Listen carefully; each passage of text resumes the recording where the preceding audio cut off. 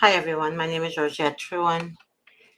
I am the host for Relatives Fight CPS, and sorry for the starting at 1:49 today.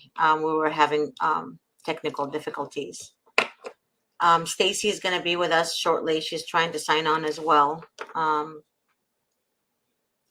so I guess I just wanted to talk about relatives, and this message is very important to, especially the grandparents out there.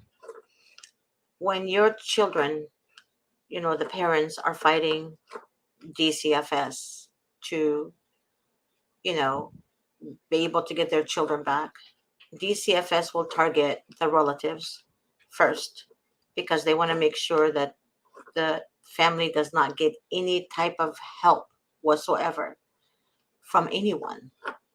And they want to make sure that they remain distant. That's the whole goal of Department of Children and Family Services. Often you guys think that the department is there to help children, but they're there looking at the children as merchandises that sells. And the seller, the highest bidder, are the ones who are trying to get the children to adopt. And that's the fastest and easiest and the cheapest way for people becoming foster care. Because you have two foster care systems. You have foster care for placement and you have foster care for adoption. So oftentimes when the child is under a certain age, they want to adopt that child and they place that child in a foster home. The law is made to reunify families, not to destroy families. So the funding that they get, they get it to help families and unify families. But what they do is they use that funding on the foster homes. They use the funding in other places that not necessary whatsoever, and they target the family and the relatives of the family. I actually So learned something different, Miss G. Well, I see. similar. Hi. So I learned that there's two types of federal for funding. And the federal for funding for foster care and adoption does not have a cap on it for the states. So the states can keep going and going and going, and there's no limit to how much grant money that they can get through foster care and adoption. But um, if children stay in the family, there is a cap on how much money the states can get from Title IV funding. So that's why you see when there are suitable family members, they try to nitpick them apart and say they're not suitable so they can get the kids into foster care and adoption because the Title IV federal funding has no cap from what the states can receive.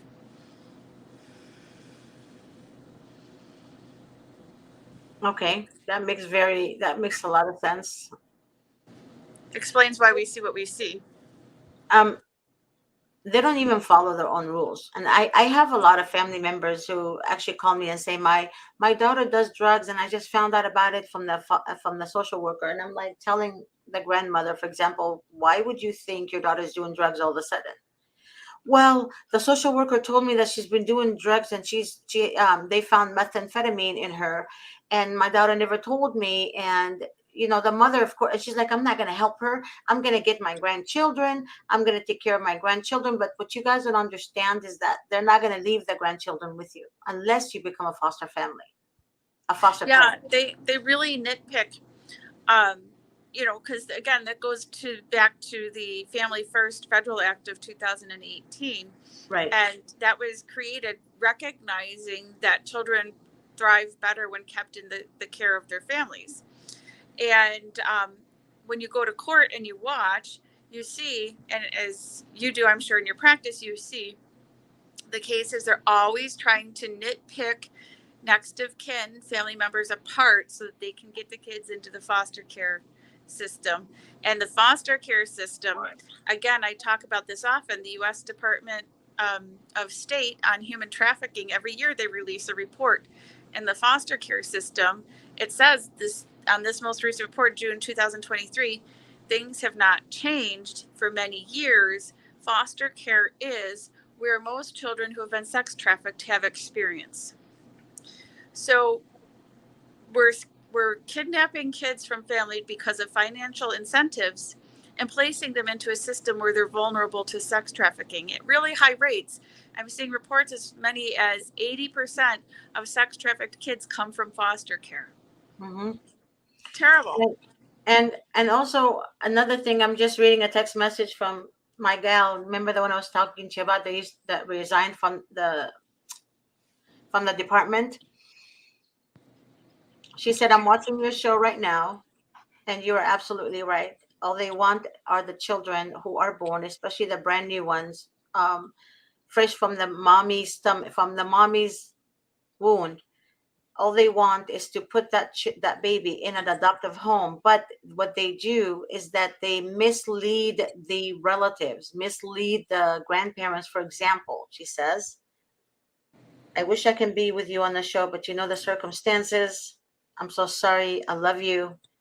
Keep up the good work. You're doing a great job, you and Stacy, exposing these people, and keep on exposing them. And I will help you behind closed doors. There you go. So she's very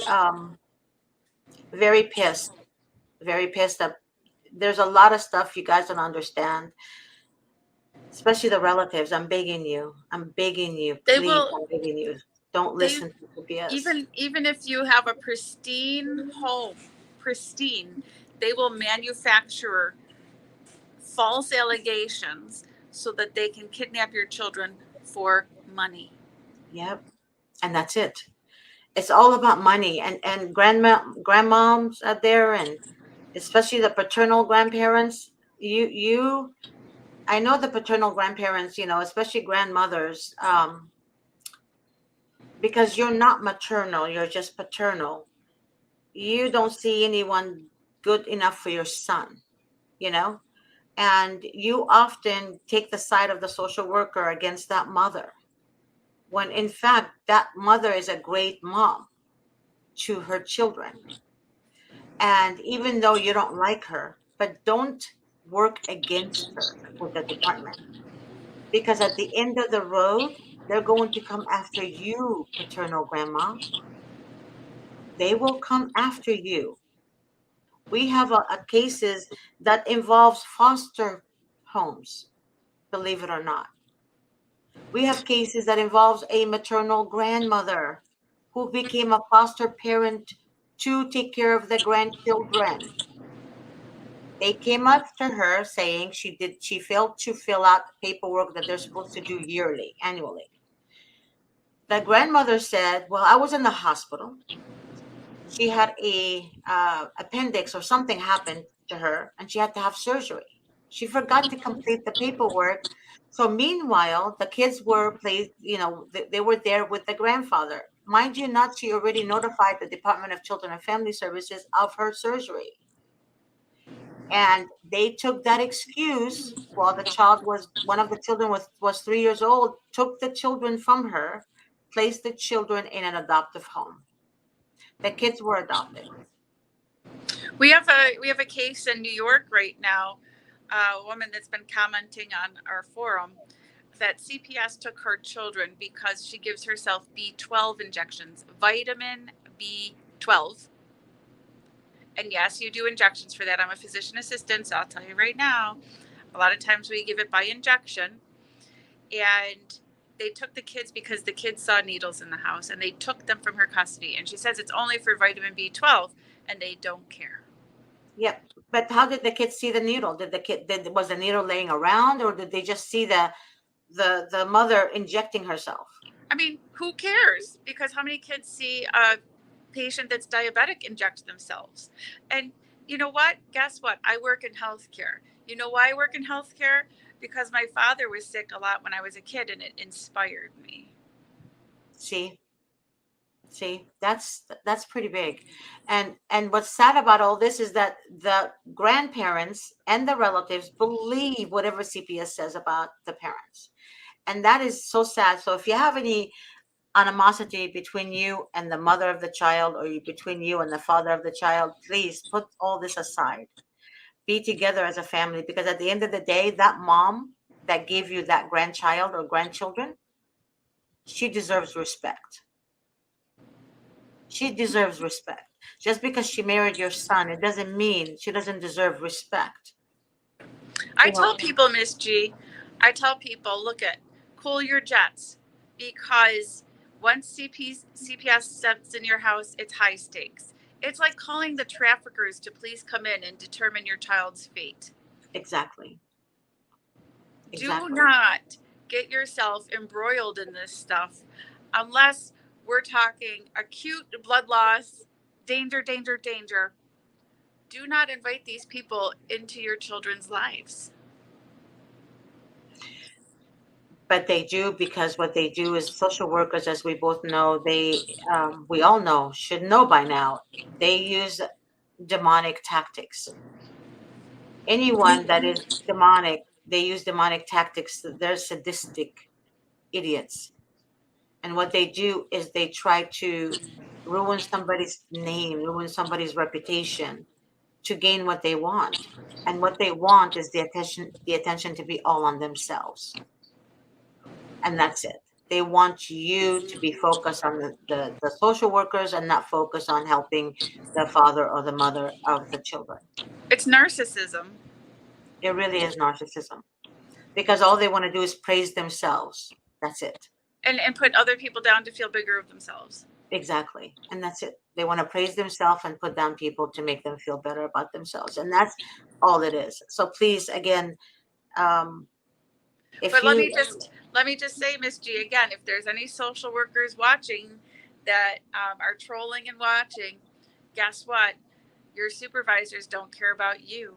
So if you're protective of yourself and you're self-preserving and you're doing these things to other people, you will be the fall guy. They don't care about you either. yep, but they know they're going to be the fall guy. They do protect the supervisors very much. They do. But to me, in my opinion, like, my gal said, she said, if they have in decency, decency, basic human decency, they would not allow themselves, subject themselves to removing innocent children from good parents while leaving the ones who are abused in the harm's way of the abuser.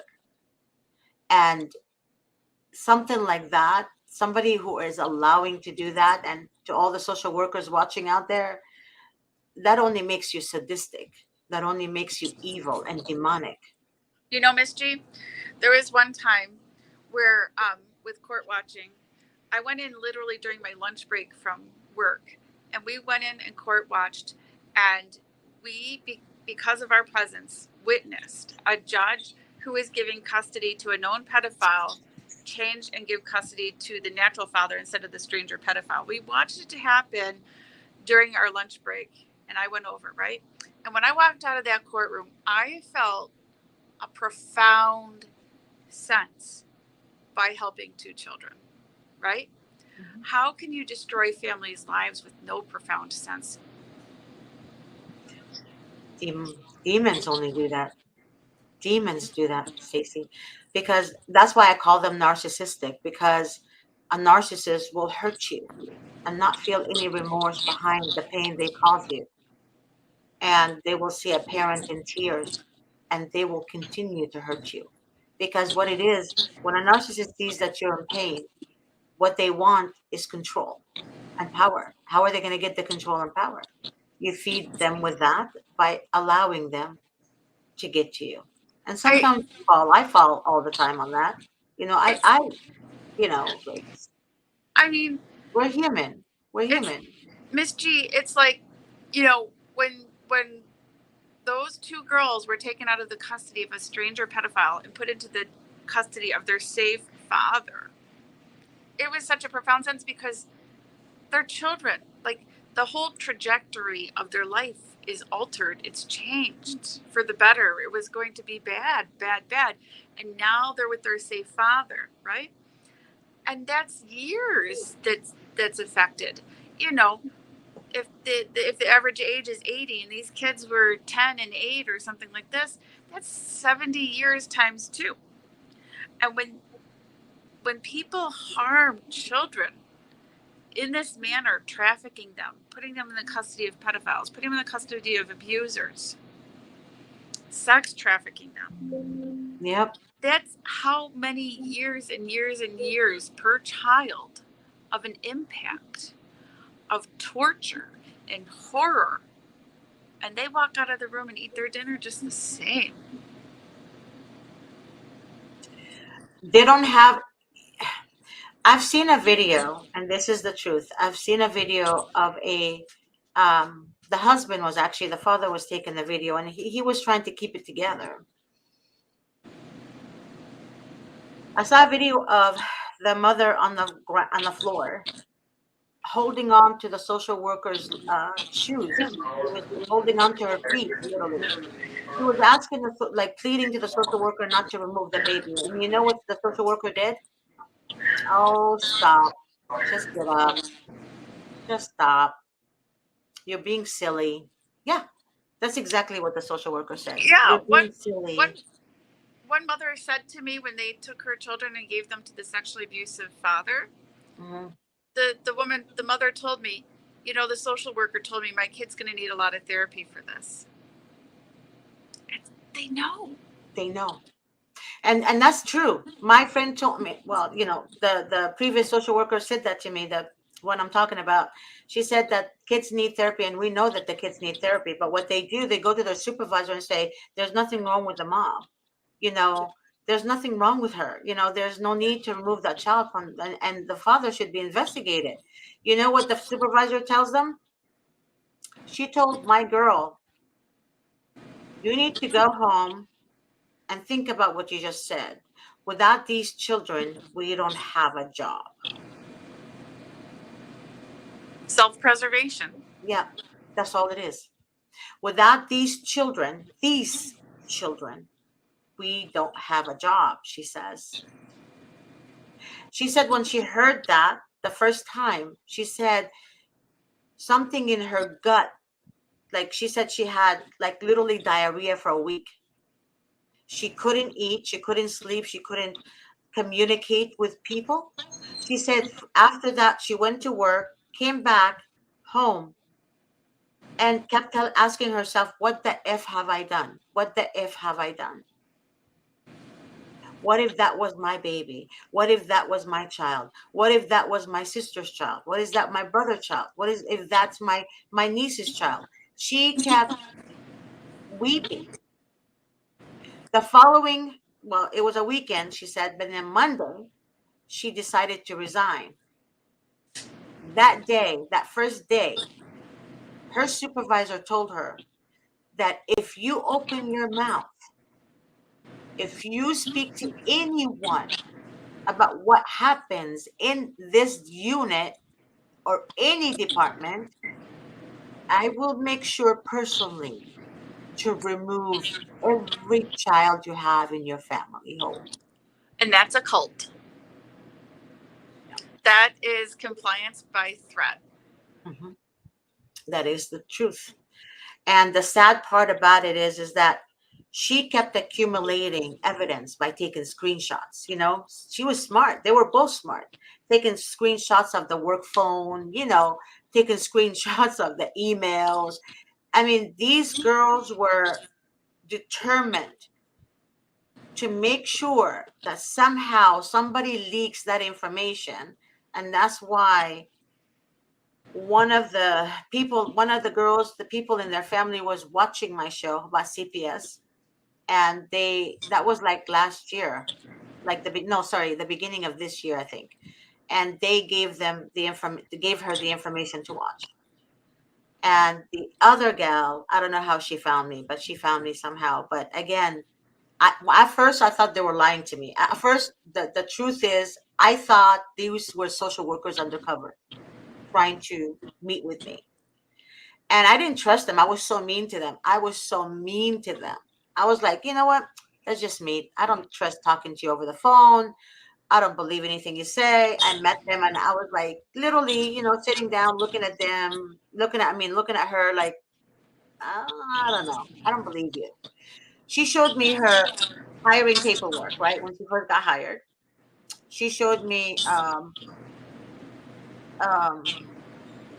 the mileage she listed for her going to homes because they pay them for mileage and all that. They pay them for gas too.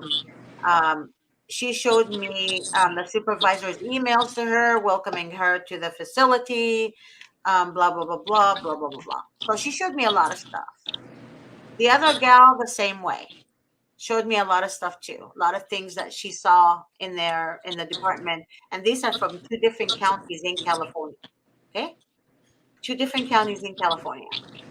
And even the judges, she said, when they have their meetings, secret meetings without the parents, guess what happens in the secret meetings? She said sometimes, sometimes they'll have like a shot of something,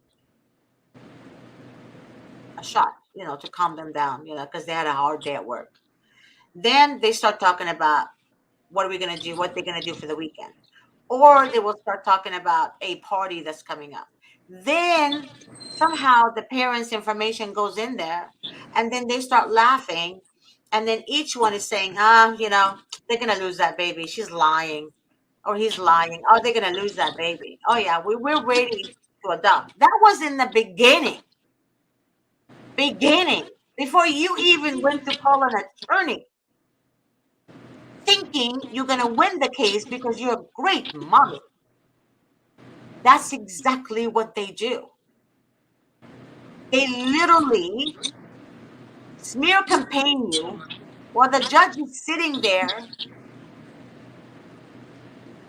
listening, and she's okay with it. She's okay with it. There is no order in court like you think. The order comes in front of people who are watching, because a sadistic person doesn't want to be exposed. So they have to make the other one bad so they can shine. You get it now? And this is why, Miss G, in my hometown, um, Niagara County CPS in New York knowingly hired a sex offender. It was public knowledge at the time of his hiring that he was a sex offender. And because they hired somebody who is a sex offender to work as an attorney for CPS, the obvious thing happened, and he raped several women and sex trafficked a 16-year-old child in DSS custody. He got 6 months in jail. That's it. And he just got declared a level 3 sex offender, and today he got deemed a violent sex offender.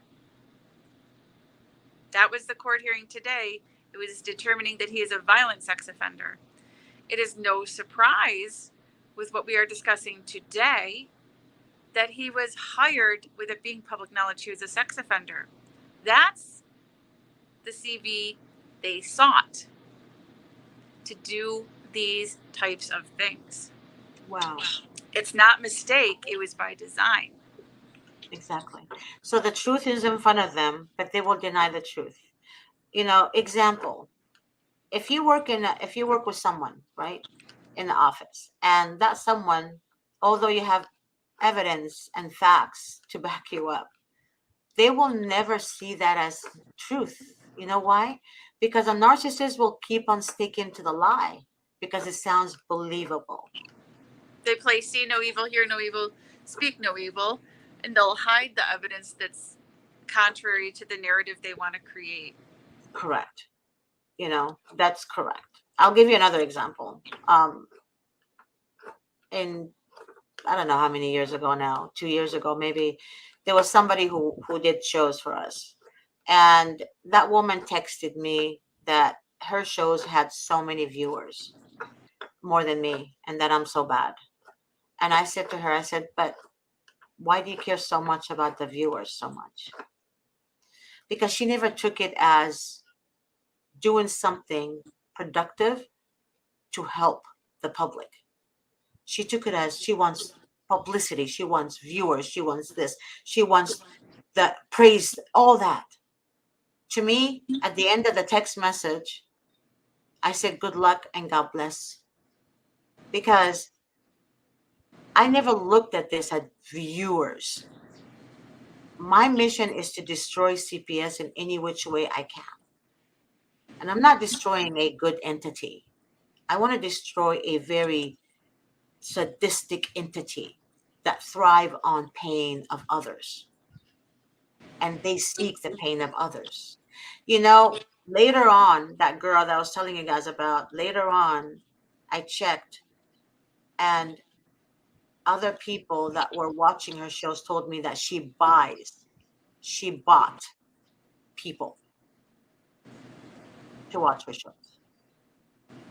Miss G, I'll always say, you, when you do your shows, you wear your heart on your sleeve. And if anyone watches your shows, we know you're sincere. Thank you, Stacy. Now I'm And just, when you play with fire, you get burned. yeah. And you might be flashy and shiny with some of your tactics, Hmm. but when you play with fire, you get burned. So if you're Hmm. not sincere in this, you will disclose yourself. Yeah, and people You will will see through declare. you. Yeah, and people will see through you. And the thing about it is, I'm giving you guys an example because even though you know the truth and you know what's up, a narcissist or a sadistic person, they're both the same, will always deny the truth, and they will do everything in their power to put you down And and gaslight you. and gaslight you and smear campaign your name so they can shine. All they want is the praise for themselves. If they see somebody else that people like, they're going to destroy them. Why? Destroy the relationship. Why? Because they want the attention to go to them. And that's exactly how the social workers are. They're controlling, they're power hungry. Same thing. Well, it's Same kind thing. of gross, Miss G, because we're not playing cat and mouse here. We're not Yeah. playing games. These are real human beings and people's lives at stake. It's not a game of followers. It's not a game of shows. Yes, it is necessary to expose, but this is not a game. No, it's not. It's not a game. And the thing about it is when people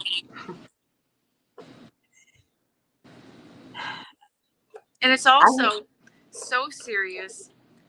This is not this is not an opportunity to monetize. Yes, people bill for services, but they need to do their job too. This isn't, you know, oh, I do this job because I want to get this Cadillac today. These are Mhm, real human beings in their lives. that's right. And oftentimes you guys are like struggling trying to find an attorney, especially in Pennsylvania. I've noticed that. In Pennsylvania, it's very hard to find an attorney that wants to handle CPS cases. In Ohio, Idaho, the same thing. New York, I can only count on my fingers how many, two, maybe, if that. And Michael, whatever his last name is, I can't. He's Italian, I know that, but he's attorney Michael, and he says he doesn't take every case. Obviously, he only takes cases that's brand new, that hasn't been opened yet in a, what do you call it, in court, that doesn't have an open case. The older cases that have been ongoing are harder to turn around, and they turn around a lot more slowly.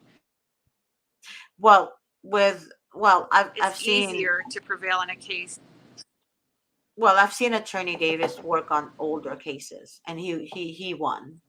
I've seen it happen. Yeah, but Yeah, yeah, it can happen, but a they lot of are a work. lot more work and they take longer They do. They take longer.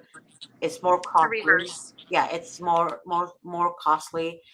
Um, it's just, if you don't have the money to keep paying attorneys, I suggest you call a CPS defense attorney immediately. Be careful when you search Google, because Google will show you CPS defense attorneys. Because I've seen a list of CPS defense attorneys, over 174 of them in one state. But then when I called all of them, guess what they said? Sorry, we don't handle that. Sorry, we don't. Then I came to the middle of the page in my Excel worksheet and I said, wait a minute. So why are you guys listed as CPS defense attorneys? She said, I don't know. She said, we have no control over that. So But guess what? I Yeah. think too, Misty, I think sometimes they list that because then they're hoping people will call looking for it and then they can refer to their racket buddies too. No, and get a because I asked referral. most of, no, maybe, but no, I don't know about, well, I asked most of them and I said, do you have anyone that you can refer me to? And they all said, no, we don't know. So if that was the case, then they would have referred me to the, Referred to, yeah, yeah. yeah, but they didn't. And they said, and I asked, then and asked another attorney, I said, why do you guys not handle CPS cases? It's just family law. She said, honey, CPS is the worst thing an attorney can ever go through. And I said, but don't you want to help families? She said, yeah, we want to help families.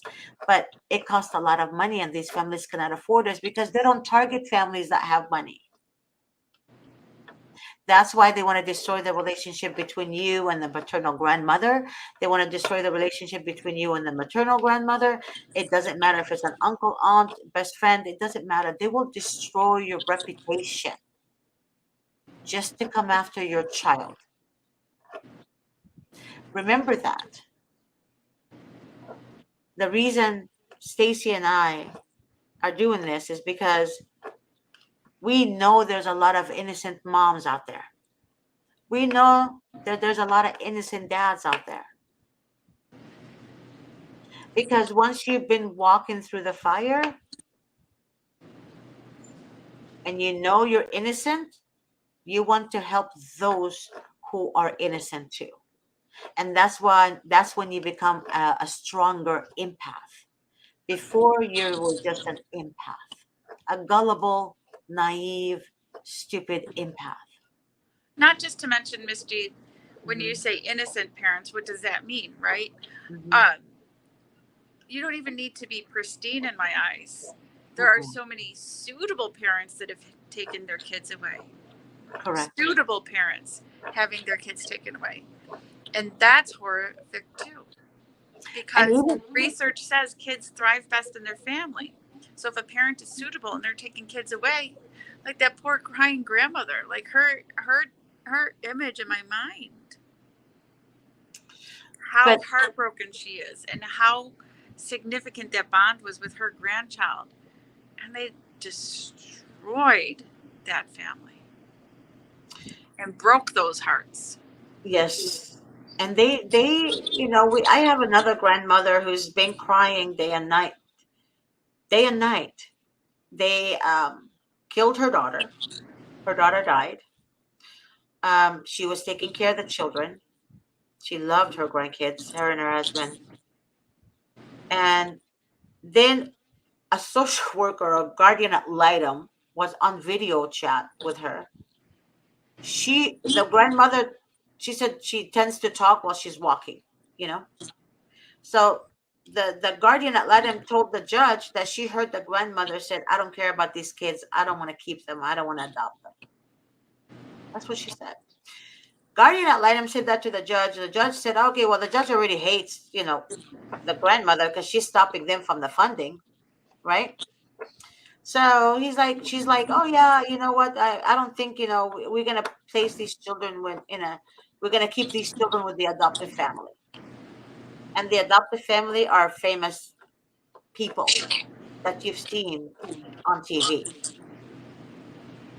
These family cannot have kids, so they wanted to adopt kids who have blonde hair, blue eyes, just like them. So they targeted these kids way before,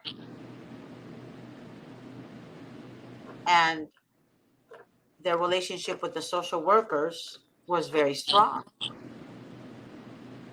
So basically, they went to the higher, better, whatever, better, can't say it, Bitter. but yes, to give these children to. While the grandmother and her husband, who is the grandfather, dying inside day in, day out. And these people are exposing their children everywhere on social media, but they would block their faces with like a heart. They would hold hand to hand. You know, they make the children look like they're happy and they're not happy. And what they do is they give children things just to get that smile. But the child always remembered mama and papa and mama because they will call their grandma mama and papa. So stuff like that, that really hurts in ways that You can't, there's no way to mend a broken heart. Absolutely no way to mend a broken heart. And when I see the social workers laughing and smiling at the pain of the parents or the grandparents or the relatives or whatever, all I see is a demon. That's all I see is a demon. Demon, literally demons everywhere in that department. There's not one legit one in there. There's not one. Find me one good social worker. One good social worker. And I will bow down to your feet and kiss it. Because there aren't any. The good ones resign. Remember that, Grandma. The good ones resign. Say something, Stacy, please. No, I think, I was just thinking as you were saying this, Miss G, when I share today's show on groups, I'm going to call it Demons in the Department.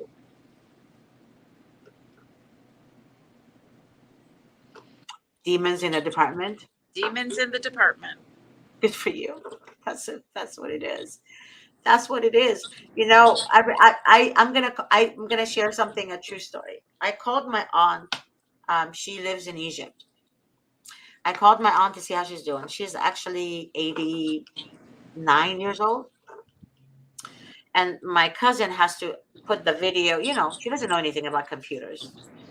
He had to adjust the video for her, and she's like, talking to me like this, and I can see her face like all the way to the camera. And I'm like, Auntie, sit back. And she's like, honey, I can barely see you. And I'm like, oh my God, I'm gonna be like that one day. Because I can barely see me too with the glasses. Then I said, Auntie, I'm going through a lot. And she's like my mother's mom. I mean, my mother's sister. So she's the closest one to me. So I said, Auntie, you're the only one living soul I have right now. And, you know, I need help. I need you to guide me. And I told her, I said, there's a lot of demonic people in the world. And I told her what's going on and everything I was going through. She said to me, she said, honey, demons see the light in you. When they see the light in you, they know that you are with God. When they see that light, they attack you for no reason. They start retaliating against you. They start bullying you. They start making sure that you're destroyed in any way possible. That is some true wisdom there. Yep. And I said, but Auntie, how do you get rid of them? What do you need to do? Like I said, I get angry at them. I talk back, I yell back, I scream back. And she said, no, don't do any of that. She said, what you need to do, darling, is pray. And the more you pray, and the more they know that you're not fazed by what they're doing to you. That's right, Miss G. And I told her, I said, it's so hard to pray for your enemies. And she said, sweetheart, it's like burning coil on their heads. Because they will reap 1,000-fold of what they sowed. And they're going to reap in so many different ways that they will not be able to stand the judgment of God. And she said that to me, and I just kept crying. I just kept crying. And she said, get up, wash your face, and wipe your tears. And I want you to go have a good cup of coffee. I said, Auntie, that's the last thing you should tell me to do. But in Egypt, coffee is like water. Everything is coffee and tea, coffee and tea. And she said, just have a cup of coffee and just talk to God.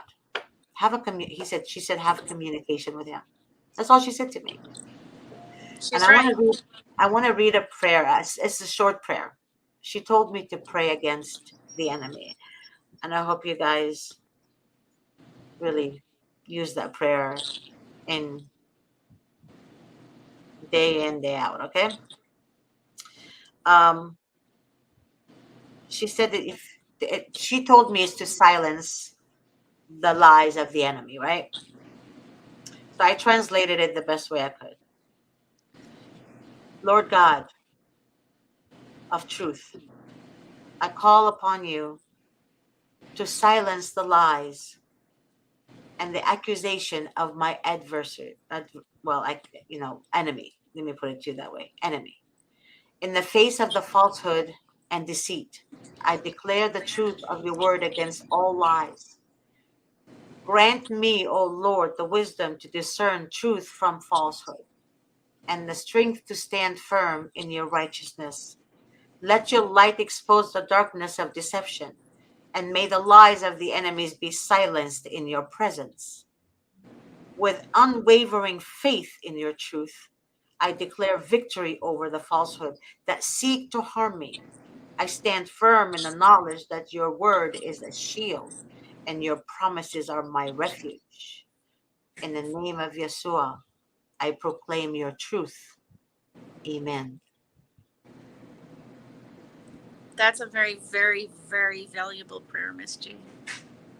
Thank you. She is a good woman. I really did come from a great family. All my family, the paternal side and the maternal side, they prayer warriors. Prayer warriors. I'll give you an example. Last year, um, I knew somebody. There's a lot of people that do witchcraft. I've noticed. I met somebody who did witchcraft, and I didn't approve of that. And I walked away from that person. I told her, I said, "You're sinning, right?" She said that she's going to destroy me. And guess what happened? I told her, I said, "You go ahead and try." She tried. Everything was like she tried. Then I told my aunt, I remember, and my aunt told my other aunts, and then my cousins, and then, everyone told everyone. They started praying. That woman was in the hospital, dying, dying. And she said to me, she called me from the hospital, and she said, "Please forgive me. Please forgive me." That's what she said. I said, "Don't ask me to forgive you. I forgive you a long time ago." I said, "You need to ask God to forgive you. That's the one that has the authority to put us all in hell. But he's so merciful, and he will understand, and he will hear you." That's all I told her. And that was the last I heard of her. So oftentimes people don't understand that the evilness that you create in other people's lives, especially the social workers who create pain, they're going to reap a thousandfold of what they do. And when they reap it, there is no coming back. There's end. Unless they repent. Unless they repent. Miss So, G, yeah, I am a successful person, and I owe my success to my belief that when you do the right things do happen. And yeah, sometimes the right thing to do is painful, sometimes the reward is slow and later on. But when you do the right things do happen. It's immediate gratification and greed hmm, will burn you in the end. There's no long term gratification. there is none. No. And don't pretend to be Christian because God knows your heart. I've seen people who pretend to be Christian to gain followers on YouTube's. I said to myself, I said, but how can you pretend? You can't pretend. And I get so angry. And my aunt said to me, she said, the problem with me, she said, the problem with me is that I feel people's pain. So so basically when somebody's in pain, I feel it's happening to me. And that gets me in trouble because I fight for that person or I fight for people's, how can I say it? It affects me. If I go to the hospital and I see somebody cut, this hand where he or she was cut, it will hurt me like it was cut. It will burn me and ache me like it's my pain. That's why I cover my eyes. I can't watch movies like crazy, like scary movies or bleeding movies or cutting movies or killing movies because I feel the pain, even though I know it's a movie. Does that make sense? It's weird, but it becomes so you guys' pain becomes my pain. And just seeing the mother in pain, I cry with them. I cry with them because stealing your heart from you literally, it's worse than a knife being stabbed behind your back,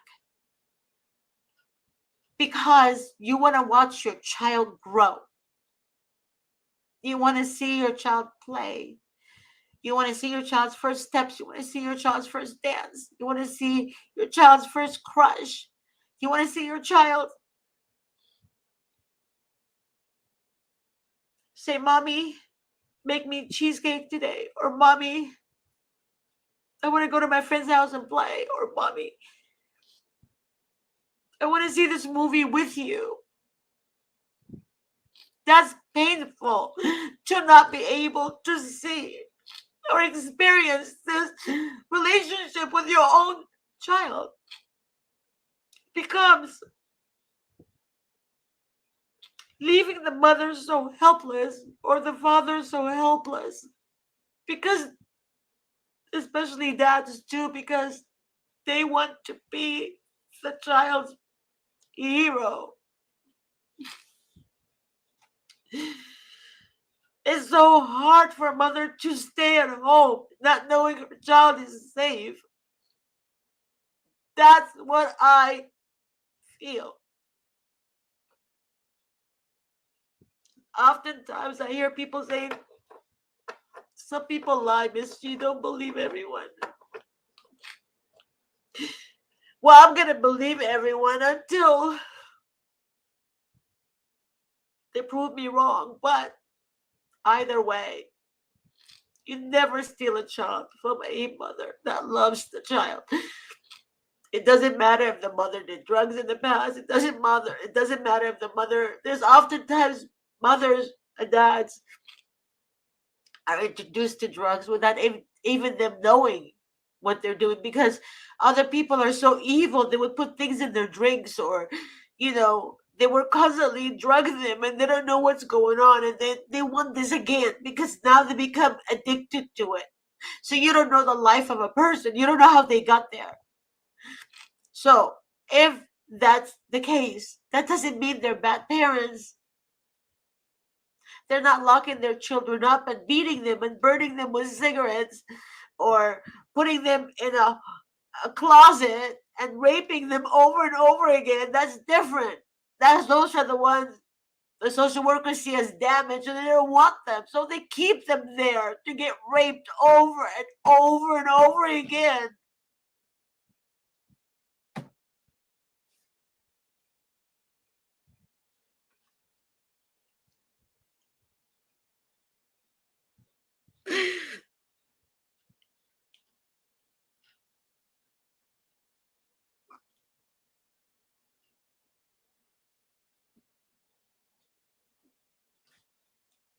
It's horrible what they do. These children grow up to be so broken. They have absolutely no faith in any human being out there. Absolutely zero. And we care more about our viewers and how this and that. That is so crazy to me, because these children don't care about all this shit. They just want to be with their families. That's it. That's all they want to do, is be with families. I'm so sorry. I'm just so sorry. No, Miss G, you're beautiful. And it's okay to see someone cry, because too many people don't cry and too many people don't care. And I thank you for caring. Kids are precious. Kids are the future. They're very important. They don't need to suffer. They don't need to think about mommy and daddy or grandma. What happened to grandma? Or why doesn't grandma love us? And it's just, to me, it's just.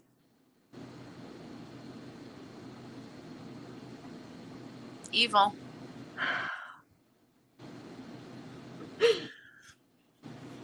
So be kind to parents who are dealing with evil. Be kind to them. Don't make matters worse and talk down at them. Grandparents, open up your eyes and just see that this corruption is real. It's so real. So please, I'm begging you, support your kids, support your grandkids. Stay away from DCFS. Do not believe them. Please, I'm begging you from the depths of my heart, do not believe them because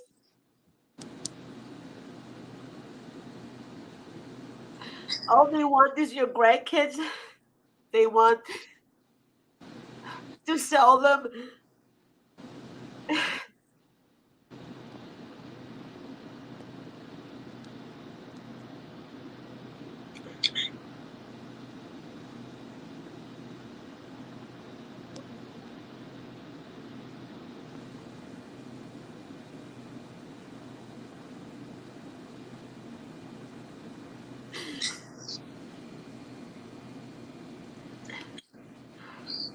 All I can say is don't judge others, okay? Don't judge them. Don't judge them. And don't think a parent lost a child because they're bad parents. Help people to rise up. Help people to rise up and be a support for one another. Be a support. If you had $25 in your account and somebody who's dealing with DCFS doesn't have money to go see her child, give them the $25. God will bless you. God will send you abundance and abundance of blessing. But don't say she did this to herself, or don't tell a father is already broken pieces for not protecting his family. Don't tell him it's his problem. Help people. You can divide the $25 and just say, hey, we'll share, you know, something. Just do something. Don't take from people. Help them. And God will help you. But you have to do it from the heart. Because if you don't do it from the heart, God is not going to know. He's going to know. He knows your heart already. He knows your heart. He knows it. But don't ever deny somebody who needs help. If they have no clothes or they want to go for a job interview, give them clothes or give them a suit or shoes. Do not ask for it back. You give. You keep giving and don't judge them. Help them get a job if they're jobless. Help them stand on their own 2 feet. Help them get a place to live. But don't judge them. I've seen so much happen in the world since I got involved with this DCFS crap that I've seen people divide instead of unite. I've seen people bust their butts just to help other people and they get nothing but pain for it. I see people work really hard and they get destroyed. But God is good.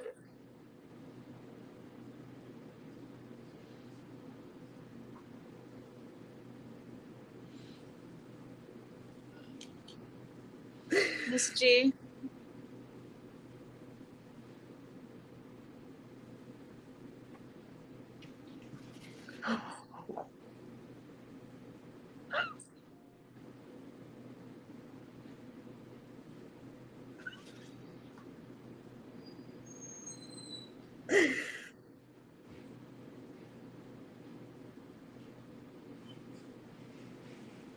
I'm sorry. No. There's no need to apologize for caring.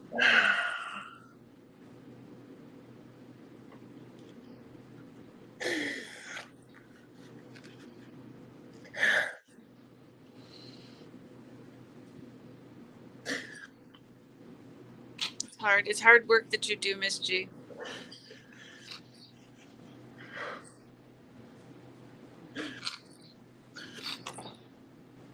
I wish I could do more. I wish I was a millionaire or a billionaire or a trillionaire,